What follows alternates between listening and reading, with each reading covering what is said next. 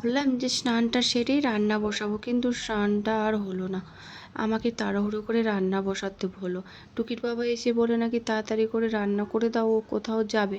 তার জন্য এদিকে দেখো তাড়াতাড়ি রান্নাটা বসিয়ে দিয়েছি, আর এদিকে দুটো কড়াই তাড়াতাড়িটা রান্না বসালে তাড়াতাড়ি হয়ে যাবে, তার জন্য দুই দিকে দুটো কড়াই বসেছি, কিন্তু কী দেবো কিছু ভেবে পাচ্ছি না। তাড়াহুড়ো করলে এরকমটাই হয়, আস্তে আস্তে রান্না করলে সব ভালো হয়, তাড়াহুড়োতে পড়ে গেলে না সব যেন গুলিয়ে যায়। আর দেখো রান্নাটা বসেছি, আর মেয়েকে বললাম যে যাও তুমি পুজো দিয়ে দাও, কারণ আমার তো আর স্নান হলো না, পুজো দিতে পারবো না। মেয়ে গেছে পুজো দিতে। আবার ছেলে আমাদের বাগান থেকে আম নিয়ে এলো, বলো আমের চাটনি করো, তার জন্য আবার তাড়াতাড়ি করে আমটা কেটে নিয়ে রেখেছি। ভাবলাম যে পটল ভাজাটা হয়ে গেলে আবার আমের চাটনিটা করে নেব। আমের চাটনিটা আবার না একটু মিষ্টি মিষ্টি না হলে ভালো লাগে না, তার জন্য আমের চাটনিটা গুড় দিয়ে করব ভেবেছি, আর এগুলো চিনি দিব হালকা। আর এমনিতে কিন্তু আমের চাটনি খাওয়াই যায় না।